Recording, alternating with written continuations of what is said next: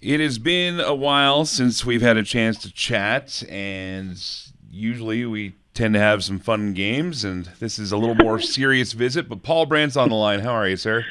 I'm doing great. And yeah, it's serious subject matter, but it's rooted in hope, and that's what I'm most excited about because there are things that we can do about this problem. And here in town, in Lethbridge, with an organization that's new here in Alberta, called the Alberta Centre to End Trafficking in Persons. We've been working with frontline agencies and law enforcement to try and make sure that we're doing everything that we can to address this issue. And yeah, happy to be able to catch up with you and chat a little bit. It's been a minute, pal. It's been a minute, and like I said, I've told many people that any modicum of success or anything I've had in my career, I owe a large portion of that to you putting up with a young kid that was just trying to get a name for himself in the crazy radio business. And, like I said, normally it's fun and games, but I also know how much your heart is invested in this. So for those that are just checking out this conversation, we're talking about what's called #NotInMyCity.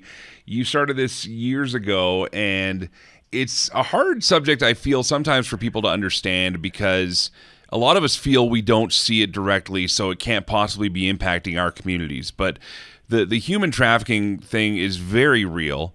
We hear a lot of stories about people going missing, just vanishing, it seems, off the face of the earth, but that's not what happens. Paul, you've got a great career, you've got, success, everything else is fantastic in your world. What was it that first shone a light on this problem for you to want to devote any attention to it? What first grabbed your attention? Yeah, so my wife Liz and I, we were in the middle of those early days of touring. It's probably right around the time that we met, actually. I seem to remember there were wrestling masks involved in the first meeting, I'm pretty sure. But we were, like, Liz and I were everywhere. We were doing 180 shows a year, some days hitting 5 cities a day. Like, it was just nonstop. And I'm excited, to still 30 years later be doing music. I'm taking off on the road here pretty soon with Terry Clark, and we're excited to get on tour again this fall. We'll be in the area. We're not in Lethbridge, but we will be in Medicine Hat this time, and hopefully you'll be able to come on down the road and see us. But yeah. Liz loves crime drama. I'm not exactly sure why, but I think I always joke with her that it's because she's trying to kill me and get away with it. I don't know if that's true, but it's always the wives, man. It's always the wives. I know. And we were watching this documentary about human trafficking on this day off that we had, and it was shocking. It's the kind of thing you can't even believe. In essence, what it is it's force, fraud, and coercion that's facilitated by a third party. That someone else does something to someone to make them do things they normally wouldn't do, and that gets into all different kinds of things. Like there's different types of trafficking: labor trafficking, sex trafficking, organ trafficking, and we're watching all of this documentary about these kids that are being trafficked on the other side of the world in Southeast Asia, and we just had no context for it. We couldn't figure out, how we place this into our lives. And through a series of events, we were invited to go to the place where that documentary was filmed, and we got to learn more about it. And it was too much. And I think for most people, when they hear about this, that's how they feel. It's like, I don't want to hear about this. What am I going to do about that? Yeah. When we were on that trip, Liz got really sick. From the things that she saw, she ended up having a real PTSD reaction, and it kind of made a huge dent in both of our lives. And so we just went, what can we do about this? Like, as she got better, how can we be a part of the solution? And so we started an organization 8 years ago called NotInMyCity, and it's just blown up. I'm so proud of Albertans and Canadians that have embraced this and want to be a part of the solution, and it's just growing every single day. So that was kind of the first time that we learned about it. Well, I'd like to say I was there for the early days of your touring, but I think you and I first met about probably 10 years into your run, so I don't feel as old now. But in all seriousness, though, again, this is something where I've actually wanted to have this conversation with you for a long time because, again, most of the stuff we've talked about is kind of fun and games. We talk about a record or a tour and things like that, but, the amount of education that you're spreading out there, like you just said in this one clip here just a moment ago, we often think, Southeast Asia, some foreign land across an ocean or everything else, but we've seen examples of this happen right here in Canada. I spent 10 years in Saskatchewan, as you know, down Regina, Saskatoon area. And I mean, a big problem with this out there in the big cities here in Alberta, but even places like Lethbridge here, it can be impacted by the results of human trafficking. Yeah, I think, especially with the agricultural sector down here in southern Alberta, there's labor trafficking that we have to be aware of, and on the sex trafficking front, for sure. The statistics are this. It's a $150 billion a year industry globally. Wow. It's the second largest source of illegal income in the world, second only to guns and drugs. We know that the average age of being trafficked in Canada is 13 years old, and it's skewing younger right now. Indigenous populations are especially susceptible and are being trafficked at younger ages. Traffickers are making over $280,000 per year per victim in our country, and 93% of victims are girls and women. And 93% of victims, and this blows most people away, are actually Canadian. So we're not talking about people, being, hauled in shipping containers. Yeah. These are Canadian girls and women that are being trafficked. And so it seems so overwhelming, but you mentioned like the momentum, and one of the things that NotInMyCity does, you can go to our website, NotInMyCity.ca, and take our free 25-minute e-learning course. Over 22,000 people have taken it now. And we're just seeing, I'll tell you a story, like we're seeing so many cool things happen. I was going through, we have awareness and training in airports across the country. We're in over 40 airports across the country now. And I was going through Fort McMurray. Lethbridge Airport just came on board with us too, so you'll see our symbol there. But our symbol is a yellow rose, and we have it in these airports all over the country. And I was going through security, and the security guard, it's that awkward moment where your hat's off, your boots are off, and they're rifling through all your stuff. Yeah. And she noticed I was wearing the yellow rose pin on my jacket, and she just stops dead in her tracks.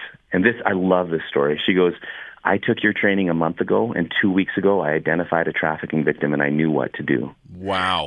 Like for me, that's what we want to see, where everyone in the community goes, yeah, I know what that is. Because it's virtually impossible to traffic someone if they are armed with this information, when they're empowered and they know what this looks like. And that makes it hard on traffickers and what they're trying to do to our communities. The website is so full of resources, and this isn't just something that you kind of lend your name to and hang Paul Brandt on it. You've never been that guy anyways, but I mean, you're really invested in this. You go out, you speak, and it's funny that, we never think about this stuff, but I mean, what a perfect place to have this identifier is in airports, because this is where, again, like a lot of this stuff is happening. Like you said, this happens in Canada a lot. I would say, it's enough that the government here in Alberta has now put forward $24 million to address and suppress human trafficking, and created a new office to coordinate people to make sure that we're actually doing everything that we can, because it's such a serious crime. And that's why I'm here in Lethbridge right now, is we're gathering the community together. I just saw Chief Medizadeh, Chief of Police, just came up the stairs here and is a part of the meetings here today as well. Just working with, you guys have some amazing people here that are working on behalf of your community to work together and strategize on how we can best solve these issues here in Lethbridge as well. Well, and as you've seen around town, I mean, we've got, some good, hardworking people that are doing what they can. We've also got some people that are going on some hard times, and that's where that can happen as well. So it's easy to just kind of dismiss as something not that far away. But I mean, you just mentioned our own chief of police here. So obviously there's a strategy in place. There's something going on. Now, it's just regular Mike here talking to you, if it's just regular person, on social media listening to this interview right now, they're thinking, well, what can I possibly do? It's just, I don't work in an airport. I don't drive a bus. I mean, what can I do to help this situation? We always say awareness with action ends exploitation. And another thing that I really want to make clear to people is that if a country singer can do this, anybody can do it. Everybody has a special role to play. And it really requires all of us kind of going, okay, well, who do I know and what can I do to try and raise awareness for this? I would really encourage people, go to the website, take the free 25-minute e-learning course, and tell 10 of your friends. It's an uncomfortable conversation initially where people kind of look at their shoes, they're like, I don't want to hear about this. Yeah. But that's exactly what the traffickers want you to feel like. They don't want you to talk about this because it makes their job hard. It makes it hard for them to trick people. And so when we know about this as a community, we can actually push back and disrupt that. And so the biggest thing you can do is arm yourself with that knowledge. Go to NotInMyCity, follow us on social media, check out what we're up to and what we're doing, and tell other people about it. And let's keep that spreading, because it shifts this business from being this, for traffickers, it's low risk and high money, right? Yeah. And when we talk about it, it actually makes their job hard, and it shifts it to being high risk for them, and they stop making money, which is really all they care about. So when we work together and we're aware and we talk about this kind of stuff, we really can make their lives miserable instead of them wrecking our communities.